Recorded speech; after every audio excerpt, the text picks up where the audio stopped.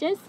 And we're working really hard to support the folks that are in detention right now to make sure that the abuses that they're surviving stop, and that we help expand and be a speaker for their voices. There's no reason for us to be anybody's voice, because we have some amazing leaders in the detention center right now that are advocating for themselves and just need the community to listen to them. So thank you so much for being here to stand in solidarity with them, and thank you so much for listening to their demands and their voice right now. So muchísimas gracias a ustedes por estar con nosotros esta noche. No hay ninguna razón por la cual nosotros debemos hablar por las personas que están impactadas, porque ellos mismos están hablando por sí mismos, demandando que nuestra comunidad esté en solidaridad con ellos, que paren los abusos que están sobreviviendo ahorita en el centro de detención. Y estamos muy contentos de poder escuchar de algunas personas en el centro de detención después, en unos cuantos minutos. Entonces, quiero pasarle la voz a mi compañera Piper para que nos dé un poco más de la historia de estas vigilias. So I'm going to pass the mic to Piper so she can just give us more context and history of these vigils.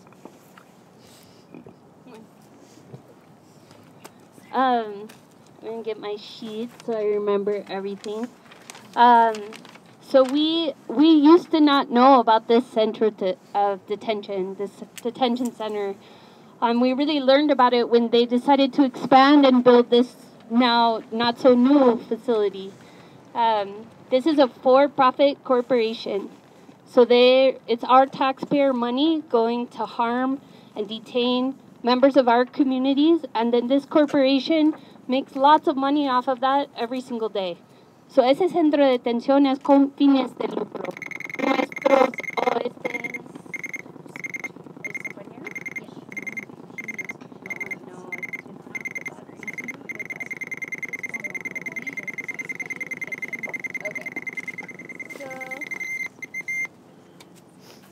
battery's gonna die.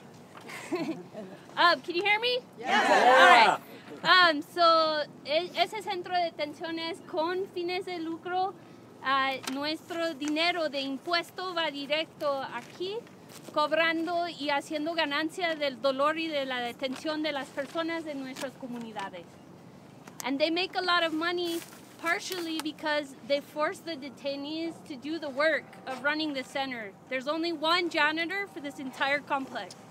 All of the other cleaning, cooking, other services are done by the detainees themselves. Some of them get a whole $1 a day for that work. Others of them do voluntary work, which includes getting a snack. And if they don't do the work, then they face solitary confinement. And we are actually the host of one of the lawsuits challenging that slavery, those kinds of forced labor within the center here, at this site right here. So sabemos que ganan ese tipo de dinero porque forzan a la gente a hacer el trabajo aquí. Solo hay una persona que le pagan para toda la limpieza de todo ese centro de detención. Y el resto de las personas adentro hacen el trabajo de cocinar, de limpiar, por $1 al día. O muchas veces por gratis, sin pago y a la fuerza. Si no lo hacen, lo ponen en solitary, en el hueco. So, we've been here for over 8 years. We used to do monthly vigils, and then we pivoted to trying to really shift the policies that create these types of centers. So we decided to start doing it quarterly instead. So hemos estado yendo aquí por más de 8 años, intentando dar luz a qué hace esa facilidad. Y hace 2 años empezábamos a hacerlo cada 3 meses en vez de cada mes, para enfocar más en la política y cambiar las leyes que tenemos. We have a decent relationship with the Aurora police around this vigil. So if the center were to call them and they came, we have a police liaison who will talk to the police, and our marshals will tell us what's next. So please, again, just listen to the marshals. So a veces el centro llama a la policía saben que estamos aquí. No hemos tenido problemas con ellos, hasta la fecha no han dado tickets ni nada, y tenemos a alguien designado que hablaría con la policía y nos diría a qué hacemos siguiente. So yeah, and anyone can co-sponsor the program for these vigils. So please let us know if you want to co-sponsor, learn more about it before our May vigil, which will be our next one. Y cualquier grupo de personas puede copatrocinar esa vigilia. Y si tienen interés en hacerlo, déjanos saber. Y con todo gusto le ayudamos que nos ayuden. Con eso. Si han estado en esa vigilia antes, alza la mano. If you guys have been out here in vigil with us before, raise your hand really high. Okay, so if you have more questions, you can ask the people with their hands up. They've been here before. Many of them have also visited or done other things inside the detention center. Like Ana said, none of us can speak to it as well as the people who've been inside, detained, or who are detained now, or the people who support them. So, toda esa gente que alzaron la mano han estado antes. Si tienen preguntas, acércanme. And if raise your hands again, if you've been here before. So look around at who doesn't have their hand raised, and introduce yourself to one of those people at the end of this vigil, okay? So they come back.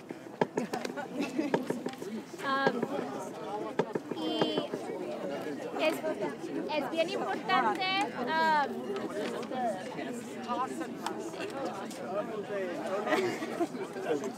I meant not raise.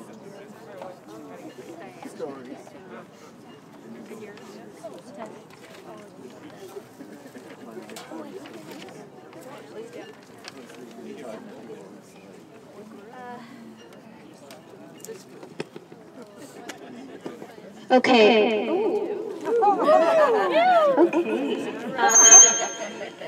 So, the echo's a little bit of the issue. There we go. So, another thing that's really important for us to recognize tonight is that we have an expansion that just happened here in this detention center. So as Piper said earlier, there was originally just that one piece of the detention center. Then they expanded to this larger piece, and they started just using the larger space instead of the old annex building. But now they just got permission from ICE as a privately run detention facility to also expand into that other space that they weren't using. And so now that gives them capacity of about another 500 beds. And so this detention center is being able to detain and jail basically more people than ever. This gives them the opportunity to detain and deport more people from our communities as well as from all over the nation. Because what happens when they're detaining people at the border? They send them to our detention center because that's where they have capacity. What happens when they close detention centers? When our community wins and they close detention centers across the country, they bring them to our detention center. And so it's really important for us to say, we're not going to take it. We're not going to allow them to continue to detain and deport our community members. We're going to continue to lift up our voices and come together united to push back against these for-profit detention systems, making money off our community's pain. También otra cosa bien importante de reconocer es de que el centro de detención acaba de expandir. Antes tenían una parte del centro de detención que tenía como espacio para 500 personas. Cerraron ese lugar y abrieron el otro que les daba capacidad como para otras 1000 camas. Y ahora acaban de darles permiso, ICE les dio permiso para expandir en los 2 espacios. Entonces ahora pueden detener y deportar récord números de personas en nuestras comunidades. Eso quiere decir que más familias coloradenses van a ser destruidas, más familias en toda la nación van a ser destruidas, porque ¿qué pasa cuando ya no hay espacio en los centros de detención en la frontera? Los mandan aquí. Cuando ya no hay espacio en otros centros de detención o en toda la nación, o cuando nuestros compañeros ganan y cierran los centros de detención, los mandan aquí. Entonces nosotros tenemos que seguir luchando, y de la misma manera que nuestros compañeros en varios otros estados han cerrado estos centros de detención que son tráfico de miseria, nosotros igual tenemos que luchar para cerrar este centro de detención. So in the same way that our, our allies, our partners in the resistance in other states have been able to shut down their detention centers that are trafficking and hate and just the separation of our families, we need to do the same thing. We need to stand united and shut down this detention center that is abusing our members of our community. Later today, shut it down, right? Shut it down! Shut it down! Shut it down! Shut it down! Shut it down! Shut it down! That's right. So we're going to continue to fight to shut it down, and the way that we're going to continue to do that is to lift up the abuses that are happening in this detention center. So like I said earlier, later we're going to hear from some of our one of the really big fighter that's in the detention center right now. His name is Miguel Angel. Him along with his ally and friend Sergio have been fighting together in the detention center. They've led Miguel Angel has led hunger strikes to push for better treatment, and they're continuing to lift up their voices to let the world know about what's happening in there. Just a few days ago, Miguel Angel spoke about the fact that they don't get the medical treatment they deserve. People, when they're sick, they get told to drink water. If they're lucky, they're given an ibuprofen, but that's it. They don't get the medical care they need. And so what happens? Continuously, they're seeing medical issues pop up time and again. People who have, chronic illnesses, who are could maybe have a heart attack. They're not given their medicine. So what happens? They could have a heart attack in there, and nobody knows because they don't get the care they need. Just recently, we got word that there was another varicella outbreak, a chickenpox outbreak, for the second time in 3 months. That's not right. No. It's not right. So we have to do something, right? We have to continue to let the world know that these abuses are happening in there and that we're not going to stand for it. Es bien importante también reconocer el liderazgo que estamos viendo dentro del centro de detención de nuestros compañeros Miguel Ángel y Sergio. Son dos líderes que están adentro, están luchando por sus derechos, están dejando al mundo saber los abusos que están sobreviviendo allá adentro. Hace unos días el compañero Miguel Ángel compartió en sus palabras que no les están dando cuidado médico en ese centro de detención. No les están dando la atención que necesitan. Cuando alguien está enfermo les dicen toma agua, tómate un ibuprofen, si es que les va bien. Y eso, esa negligencia médica es lo que deja que las personas pasen por situaciones horrorosas. Hace unos días nos dimos cuenta que hubo el segundo brote de varicela en solo 3 meses. Eso quiere decir que no están cuidando a las personas allá adentro, no los están tratando como seres humanos. So what that tells us is they're not treating folks inside of there like human beings. So I want to bring us back to, our theme of love and family and togetherness, right? Because that's why we're here. We're here to stand in solidarity and in love, bring our joy and love to the folks that are currently being detained and are being robbed of that. They're being robbed of their family. They're being robbed of their joy. They're being robbed of their health, their mental health. And so we're here to just stand in solidarity with them and say, we see you, we hear you, and we're here with you. Y quiero regresar a la razón por la cual estamos aquí, ¿verdad? Que estamos aquí para estar en familia y con mucho amor con las personas que están allá adentro y las familias que han sido separadas, sí, gracias, que han sido separadas gracias a este centro de detención, para decirles que los escuchamos, los vemos y estamos aquí en solidaridad con ustedes.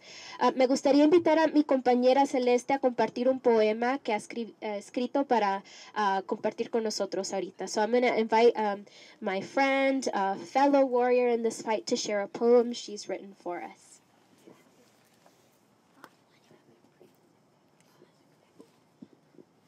Buenas noches. Good evening. My name is Celeste Martinez. I'm the organizing director with United for New Economy. Mi nombre es Celeste Martínez. Soy la organizadora y directora de UNE.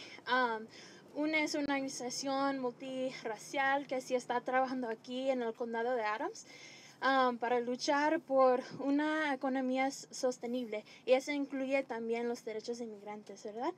And so UNE, actually, my organization that I'm with, is a multiracial community organization organizing here in Adams County.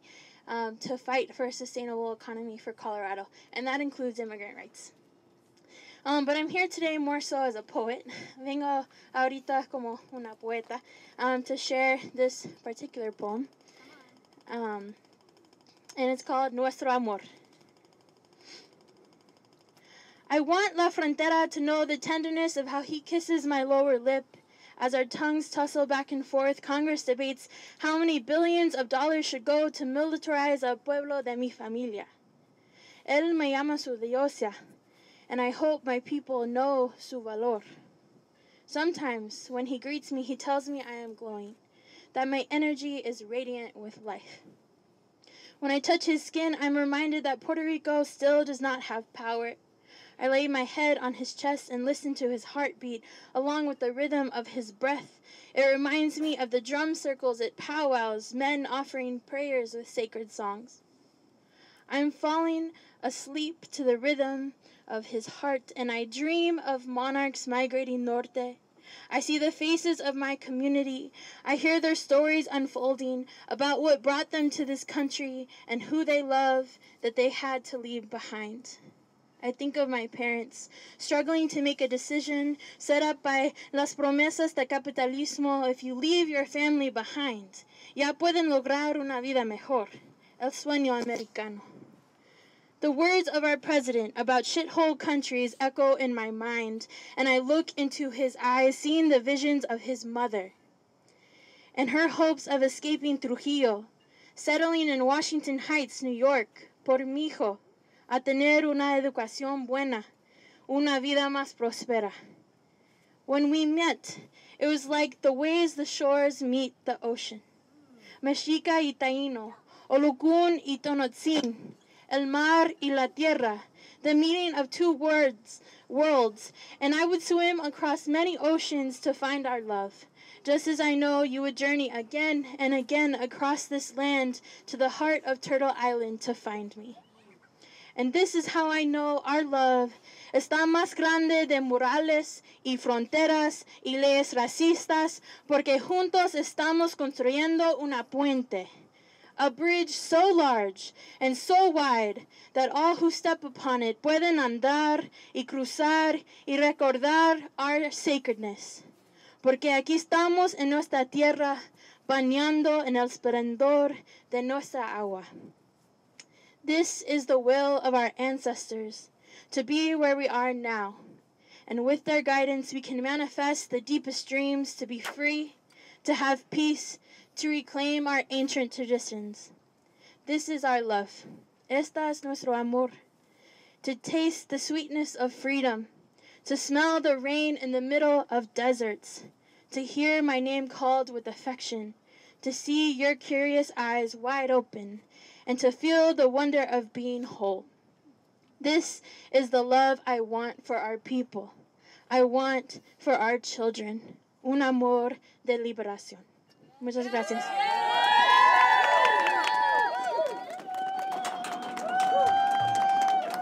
Wow. That's beautiful. So beautiful. Thank you so much for your words, Celeste.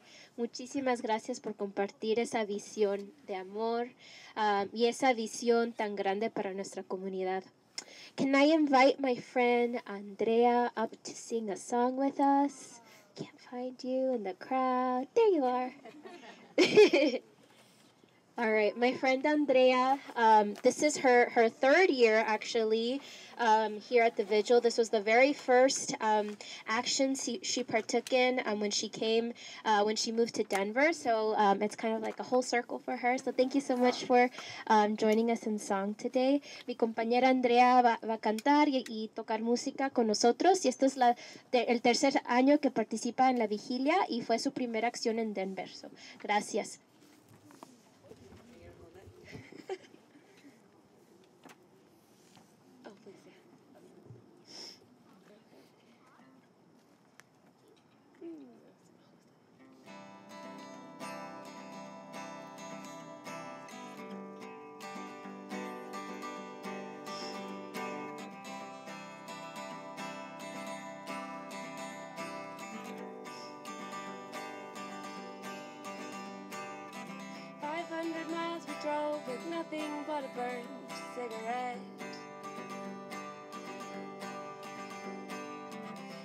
I can feel my soul pouring from the hole in my chest. Don't in my eyes, my love, but don't you think you're separate from me?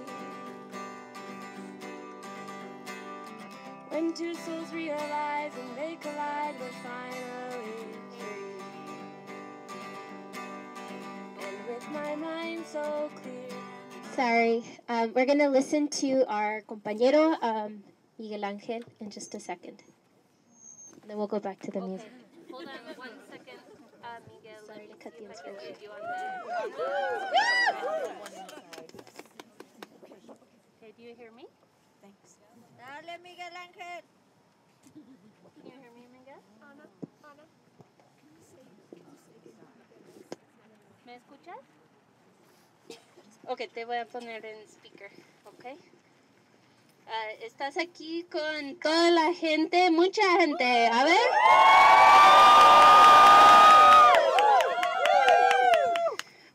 Thank you to be here. Thank you for the support.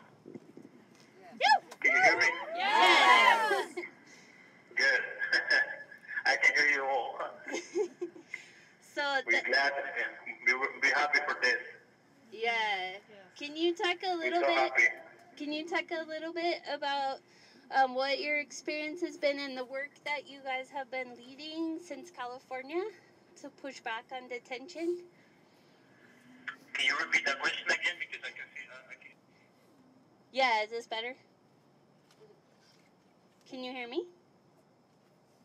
Okay, so can you talk with us a little bit about what your experience has been like and the work that you all have been leading from inside detention? It's a tough one. It's been tough. It's been quite an experience for me. I have a lot of things to say, a lot of stories, but I'm afraid I don't have much time. Starting since the first day, it was hard. We felt like discriminated, mistreated, and I don't know. Ever since day one till now, and I feel like I grew up over these things. You know, a lot of negativity. We transport this negativity to build a solid foundation and to try to grow and learn from experience, and also we take responsibility for mistakes.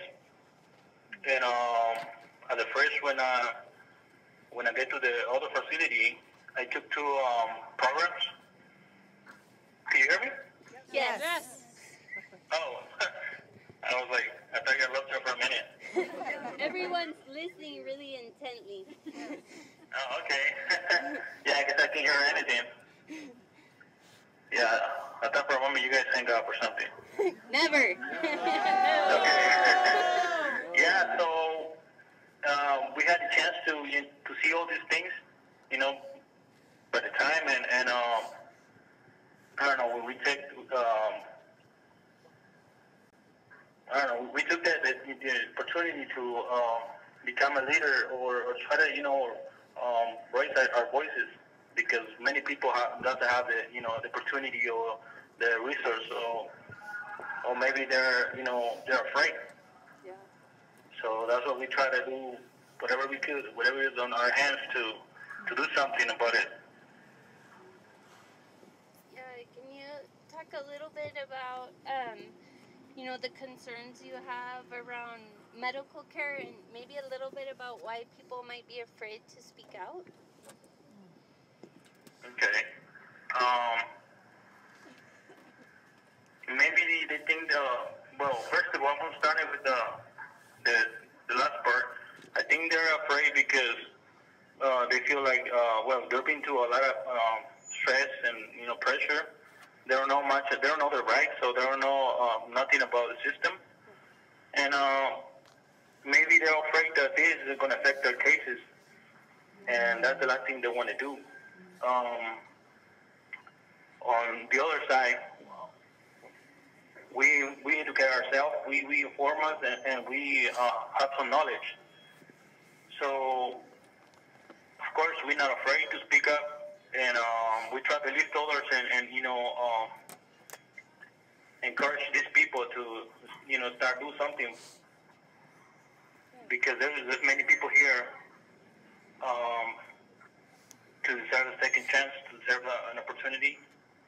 And, well, they're being intimidated because these people know how to use their power. They're being so arrogant. Sometimes we have, we have a lot of questions. All we have is, we have no responses. We have no answers.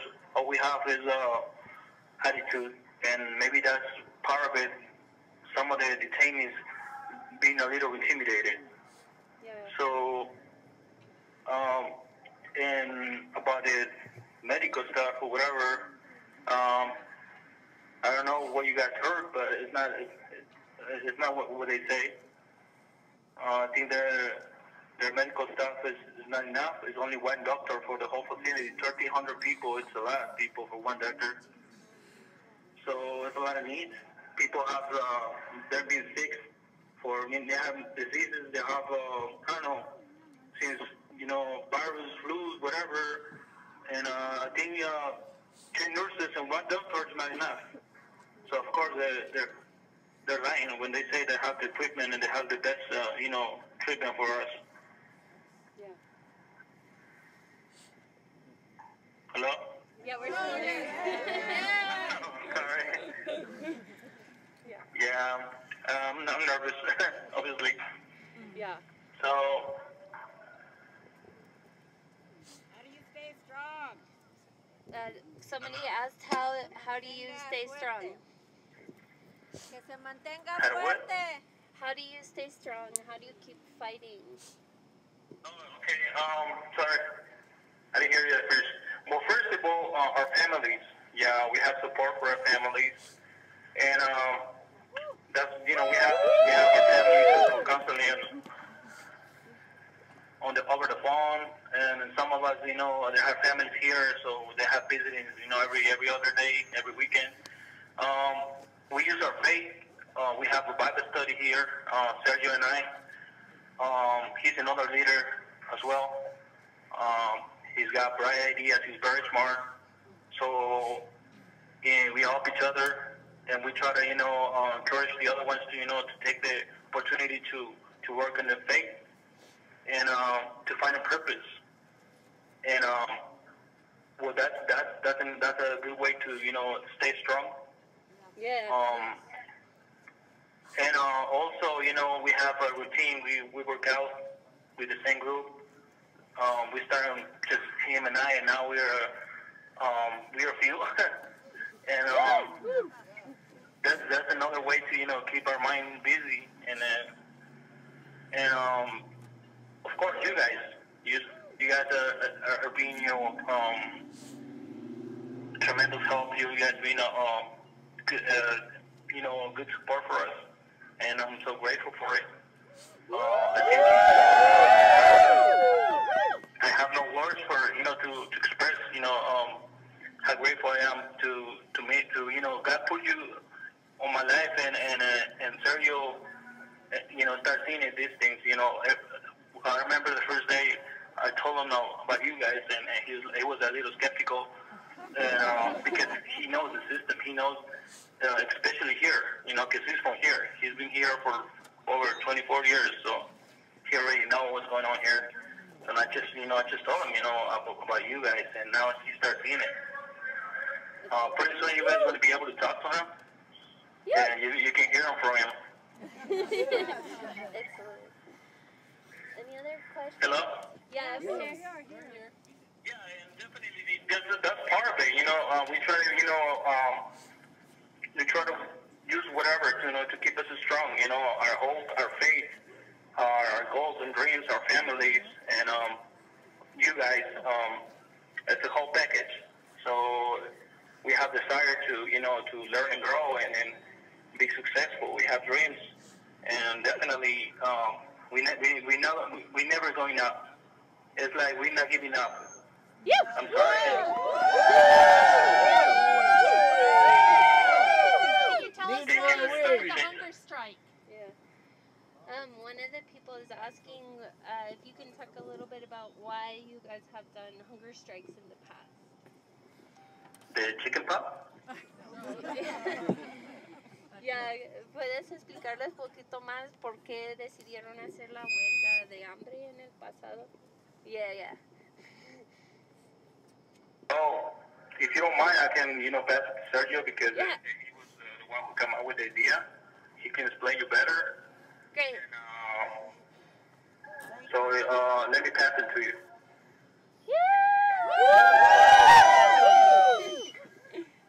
Hello? Sergio? Okay, te escuchamos. We hear you. Yeah, sorry, I didn't catch the question. There was a question that was asked. Yeah, the group out here was just asking if you could talk about why you decided to do a hunger strike before and what that looked like for you guys.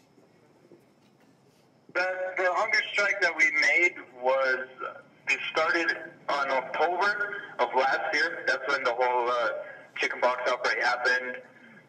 And so basically the whole pod here, they would look up onto me because I was always asking questions. I was always standing up. A lot of the detainees are Spanish speaking, so that would help always translate English to Spanish. So a lot of them came up to me and they were looking for answers from me.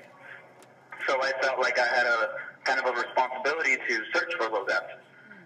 So this was maybe two days after the quarantine had started, and when we started realizing what was going on, the issues that we were about to face, and we realized it was a serious matter.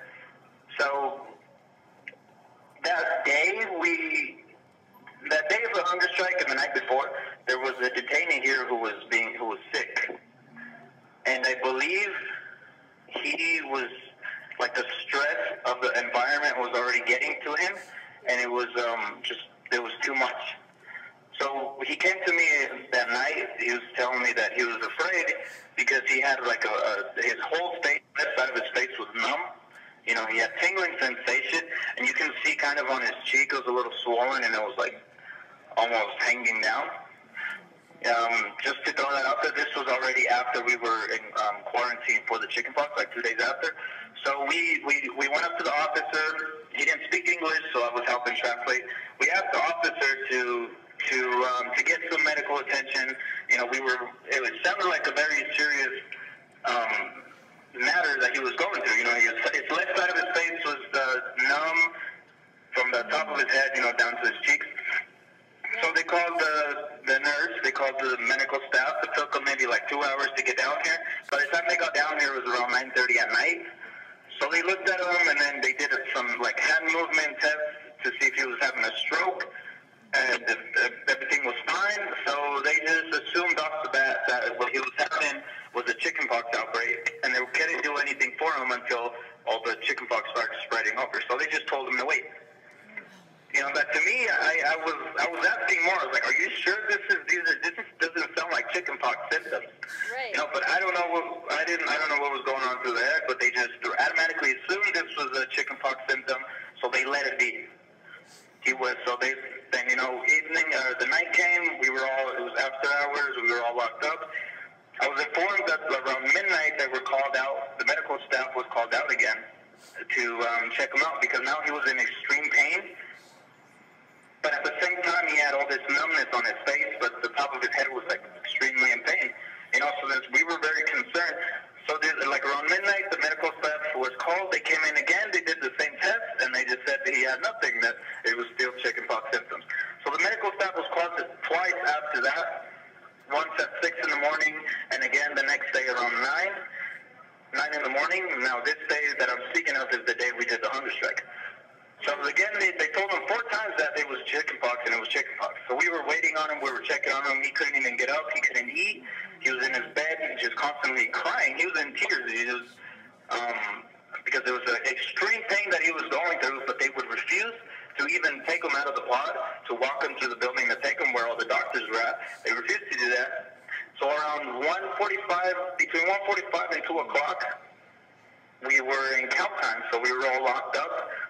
The detainees that were his cellmates, they started banging on the door to call the officer. So they got all of our attention. So we started paying attention to what was going on. The officer ran upstairs. He was trying so hard to get the doors open. His keys wouldn't work. He was calling for the doors open. We realized something was going on with him. So everyone got scared. He started calling for officers to come in. They couldn't open the doors. It was like around 5 minutes that we were all banging on the doors because we realized something was happening to our friend. They finally got the doors open. With two officers and 3 other detainees, they carried this kid from the second tier, completely stiff. They had to carry him down the stairs, and as soon as they got down the stairs, they realized he wasn't breathing and he had no pulse. So officer immediately started doing CPR. They started doing mouth to mouth, pressing on his chest until the guy flinched. And then that's when there was maybe 5 minutes in between that whole process, and then the place got filled with nurses, it got filled with lieutenants, and then they locked us. It was just crazy. Yeah. So they took that guy over there, and then that's when we were already up to our necks with what everything was going on. They wouldn't give us any answers on the chickenpox. They were not giving us medical attention. We were worried about what had happened to that guy. Yeah. Because it sounded like those symptoms were more serious than a chickenpox, but they wouldn't realize it. They were refusing to realize it. And then so he left, and they didn't give us any answers. They were leaving us in the blank. So then they finally let us out of our cells. We all got together, and we said, we need to get their attention. We need answers. We need to come together and figure out what is going on. So that's when lunchtime came, or dinner time came around 5 o'clock. We all got together, and we agreed that once they brought the food in, that we would just everybody was going to stand up and go into our cells. Without saying a word, we were just going to lock each other up. But we were all going to lock ourselves in the cell. And so when this happened, the officer on duty realized what we were doing, and he left. And he called 2 other officers, and then they were mocking us. One of them grabbed a plate of food, started eating, and then he's like, this is really good. So they were mocking what we were doing without them realizing that we were all scared and frightened because we were realizing that there was no... In reality, they don't really care about what was going on with this, So that was also another thing that I was like, I can't believe this is going on. So then when they realized that we were going to eat, I told them, they asked me, officers came up to me, he's like, okay, so what do you guys want? What do you guys need? What are you guys looking for? And then I was like, and I told them I was already, in my feelings, and I told them, I'm not going to speak to you guys because you guys can't give me any answers. I need you guys to bring me someone that's going to give me answers. Because you, as officers, you're not going to give me answers. You're not going to give me what I need. Well, you need to tell me what's going on. And I refused to talk to them. They brought in the lieutenant, and I refused to talk to him as well. And just so you guys can know, every single officer, every single lieutenant that came up to us to ask us questions, their attitude was with sarcasm and, again, mocking us. Basically with their attitude of like, you guys are wasting my time, what is it that you want? So I started talking to them, like, these things are happening, you guys are not giving us medical attention, you guys haven't given us any answers on when this chickenpox quarantine is going to be over. What's the difference between us and the officers walking around the building? The officers come in and out as they go. They go into what it's hot, and they're human as we are. They're exposing other people to the same virus because we are all, I guess, like we can all be contaminated. We can all be contaminated by the same virus. Right. So, he's saying, all the officers are vaccinated or they've had chickenpox before. And I told them, a lot of people here have had chickenpox before, and a lot of people here are already vaccinated for it as well. So what's the difference? So he would refuse to answer. We were going on and off for 10, 15, 20 minutes arguing. We weren't getting any questions. And he said, you know what? I can't give you any answers. The medical staff has to give you the answers because the medical staff is the one that's in charge of this whole quarantine. I said, well, then please. I asked you from the beginning if you were going to be able to give us answers. I was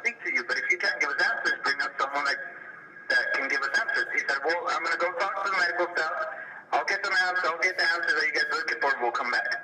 The guy never came back. That's about as many answers. So that was that. 3 weeks went by, we had no visitation. A lot of people that were already facing deportation and were waiting, that were already been here for months, their deportations got delayed.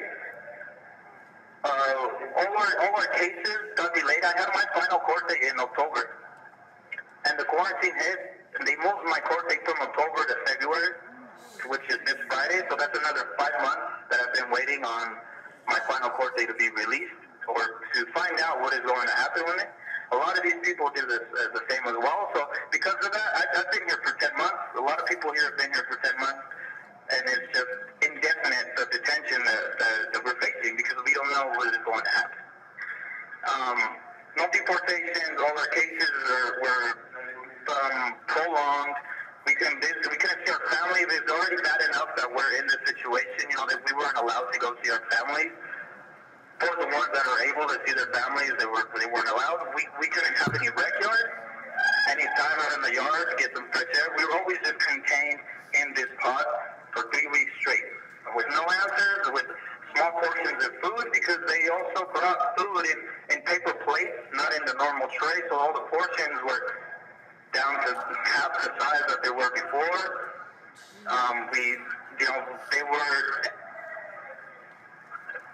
They were having a hard time bringing us out to medical attention because you could just flat out see that these people were not prepared for a chickenpox outbreak and not prepared for anything. Like, they're not prepared for any situation that can happen. Like, they're supposed to adapt and have the staff and it's just, I don't know, it just seems like this place makes a lot of, it produces a lot of resources that definitely not in use.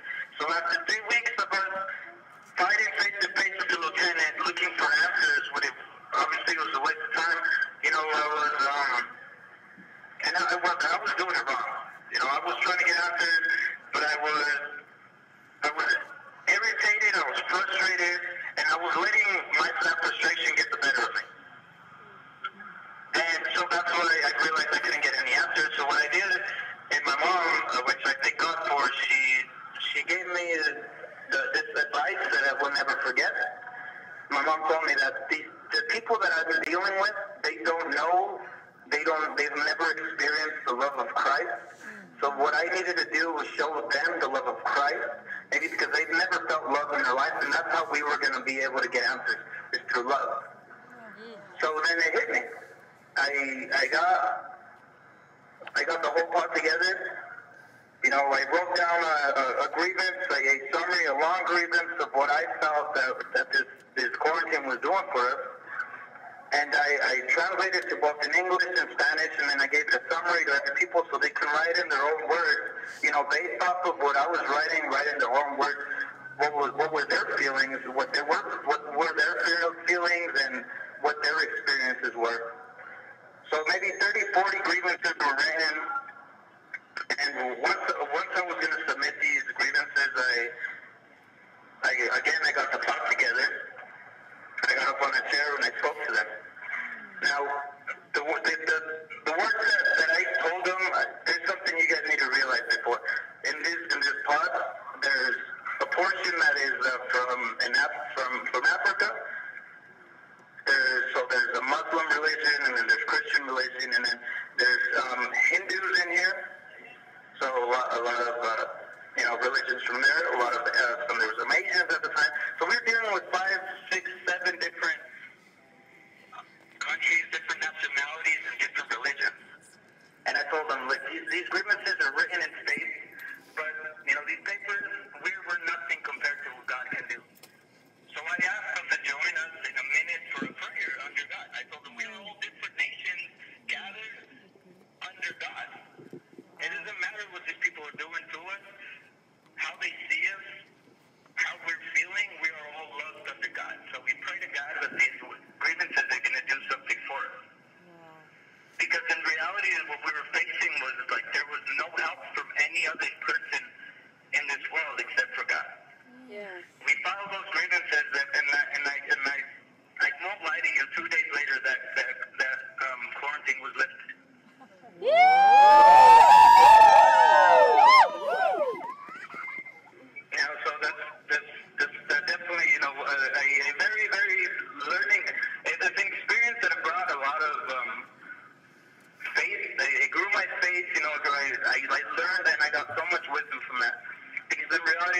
is, we need, this world is missing love. It's missing the love that Christ, only Christ can pour out into all of us. And if I would ever face-to-face speak to any of the people that are in charge of what they're doing, of these institutions, or in charge of making these laws in the system, I can tell them that they need Christ in their life. They love each other, love thy neighbor, love thy neighbor. Yes! If you could see us all out here, there's about 100 people really hanging on your every word, and I know you maybe couldn't hear it, but people were making noises of support, of empathy, of love as you spoke, and we're really touched by everything that you shared and the strength that you're showing in the face of this system, as well as the way that you all are leaning on one another. For me personally, it's a reminder and an inspiration.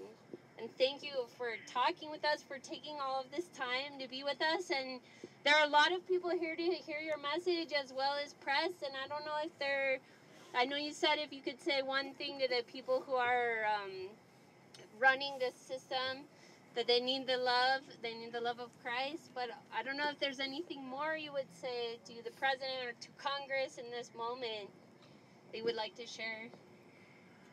I just believe that there's these words that I heard, a statement that I heard a couple months back. There's a group of people that come here and visit, random people that may not have visits.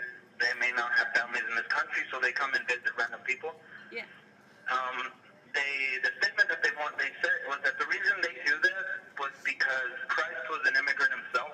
Yep. Yes. That's right. And once they come and they visit somebody, they don't know if they're visiting an angel, if they're visiting Christ himself. That's right. So I just think that the people that are running this Congress and the Senate, they need to realize, they need to open their eyes to who they're dealing with, what they're dealing with. These are human lives. These are people that suffer, that cannot find answers. Obviously, if you're a minority in this country, you're going to have a lot of disadvantages, either with the language, with the resources, with not being able to stand up for yourself and say, hey, this is wrong. And the people here are taking advantage of that situation. They're taking advantage of the people that are like that. And I believe they need to touch their hearts need to be touched to be able to take the people that are in here with a little more delicacy, be a little more delicate with how they're treating human lives. Yeah. Because we're not being seen as humans. We're being criminalized since the first day you spent. I'm gonna rephrase that. I've been living in this country for 24 years. I was carried into this country when I was a year old. And I've lived in Denver, Colorado for those 24 years. I went from elementary school, middle school, high school. I have this life in this country, correct? Yes. Yes. And all my life I've been criminalized. I've been intimidated. I've been living in fear of, don't do this, be careful, don't do this, don't do that, don't go there, don't go here, don't do this. Why? Because you're gonna put yourself in a situation. And I never understood. It wasn't until I started getting my adolescent years where I started seeing this discrimination.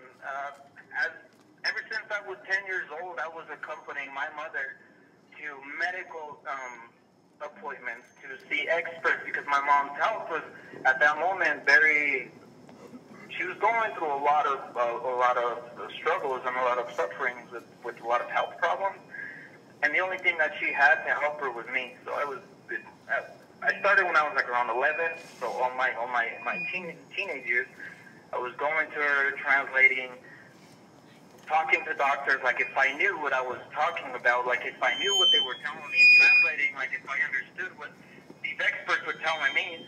But the only thing in my mind was my mom, and my mom worried my mom. So I've realized now that those were traumatic events in my life that have led me to do some mistakes and errors that unfortunately have dragged me into this place where I am now. You know, but we've been faced with this, they're criminalizing us.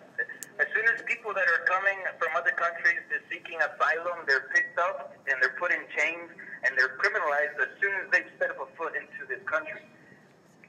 I thought America was a country that would welcome other people, that wants to share how great of a country they are, but once these other people come in here and they step a foot into this country, they're criminalized immediately. They're put in chains, they're put in institutions like this that again, you're exposed to strict searches. They yell at you. You're suspicious of everything. Your every single movement is suspicious. You're a criminal. You're up to no good. You're scheming against the officers. You're scheming against the policies. They can't see you as someone that is sitting here in faith, hoping to get a status that will one day let you out these doors and live a better life. Then no, you are immediately just Sergio, would you like for someone here to lead prayer before you get off, or would you like to lead us in prayer before you get off?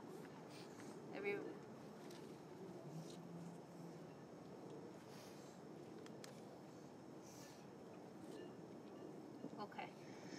Does anyone want to lead a prayer with Sergio and for Sergio and Miguel Angel? They're requesting, or else if no one feels led, then I can do it. You do it? Okay. You guys can do it together. Okay. So I'm gonna give. They're gonna Nancy and what's your name? Laurel. And Laurel are gonna lead a prayer, and I'm gonna put you by the speaker so you can hear them. Sergio, and Miguel, we're gathered here with you, and so I'm going to ask everyone here if you would all just lean in and put your hand on top of the person that's in front of you, and we're going to just lay hands on each other. And I'm going to ask you and Miguel, and in your circle where you are, just a few walls from us, if you would join us and you'd hold as what you can hold for each other and whoever is gathered with you. In whatever circle you are in, know that we are in that circle with you, in body and in spirit and in love for you. So let us be in this sacred and holy place of prayer with you, just separated from a wall from you. But we are here with you in body and in spirit and in love with you. So let us gather together in the sacred and holy place with each other in prayer. Spirit of justice, of love,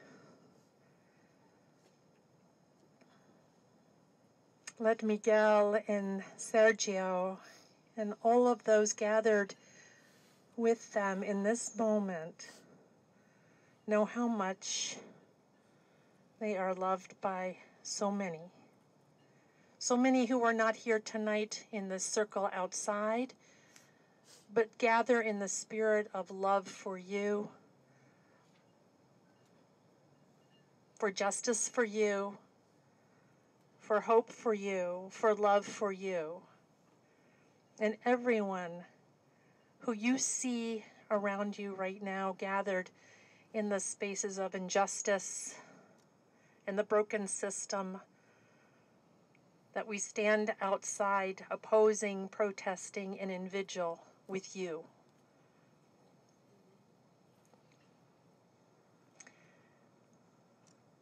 We're sending so much hope to you and so much love to you. And know that there is so much work that's being done right now outside of this circle for you, but across this land for you to break this system, to stop this system, to create a place where we do love our neighbors every day, for you, for those who live in fear every day.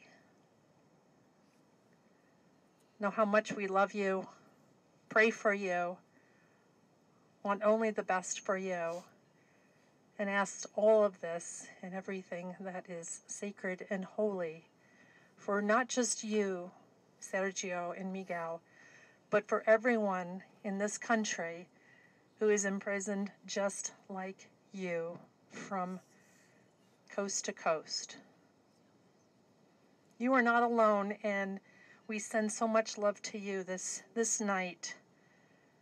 We send the light to you on this cold, cold night in the darkness outside, but we're sending light to you.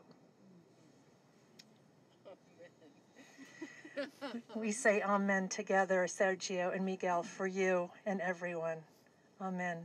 Amen.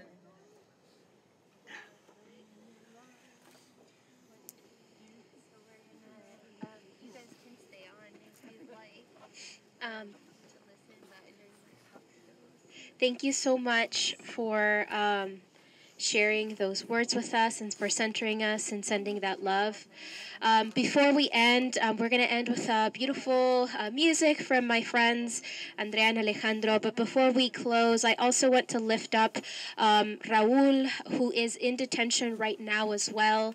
Raul was brought to our detention center from California when their detention center was closed. He has been fighting for liberation as well, and he just won, with the support of his community in California, at least the chance of another bond hearing, thanks to the outpouring of support of his community. So, woo, woo, woo. That's right.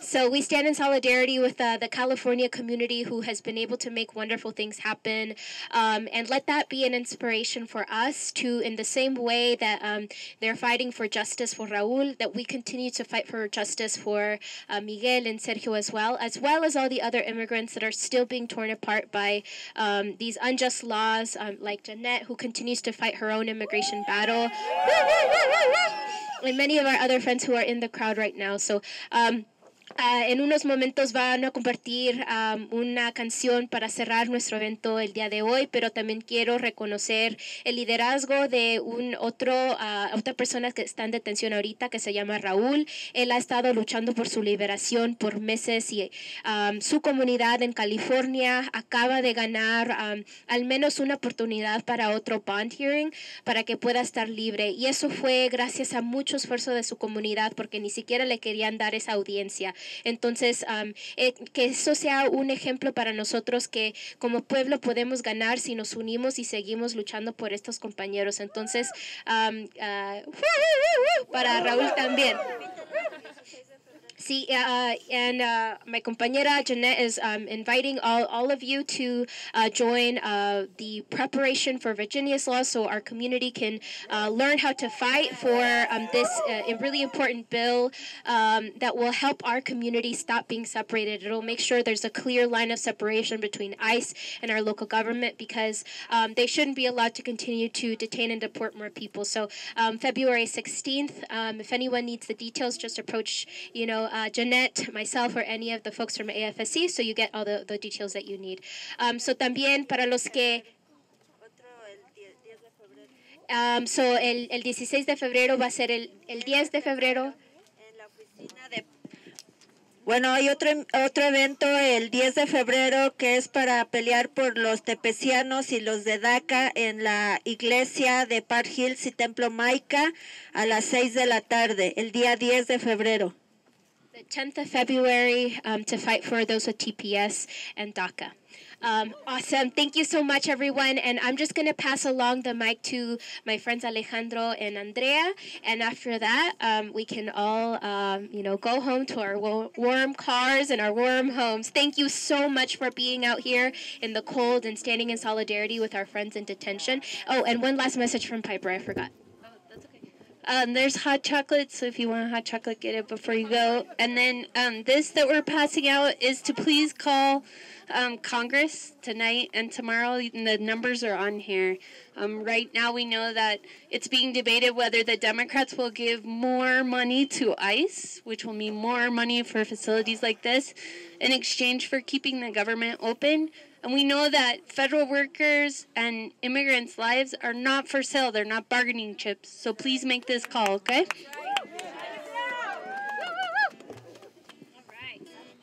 Anybody need the sheets? This song just reminds me of how sometimes you just have to lean on the people that are around you. It's Josh Groban's You Raise Me Up.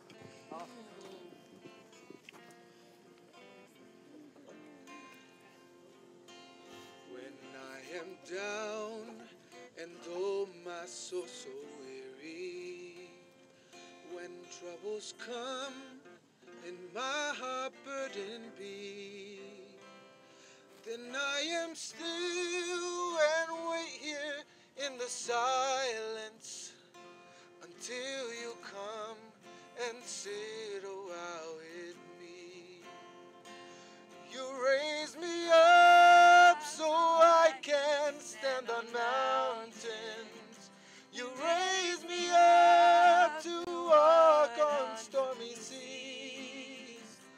I am strong when I am on your shoulders. You raise me up to more than I can be.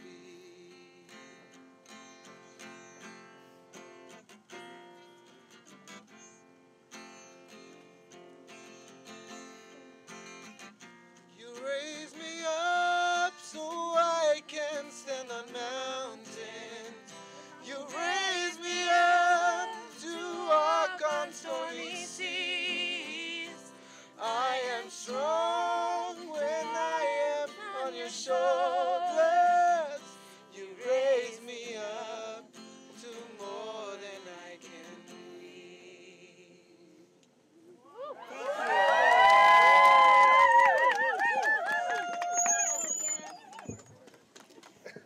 Thank you so much, everyone. Good night, and thank you so much. Please make that call. It is so important for you to make sure that they don't give any more funding to this detention center. And please continue to fight to stop the detention and deportation of our immigrant families. Thank you.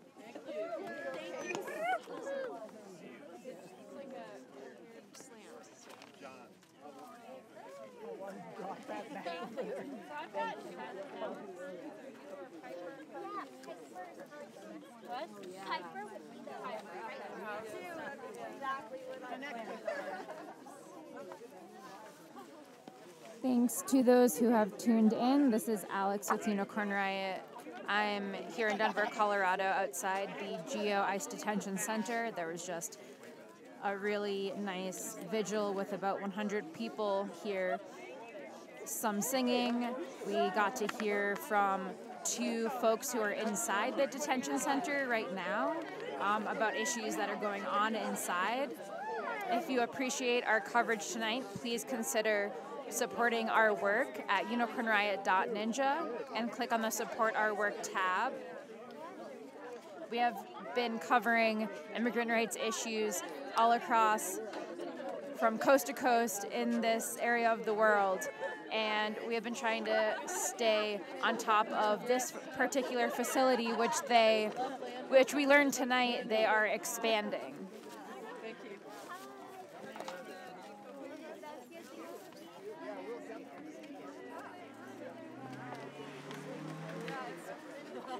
I can't feel my tongue.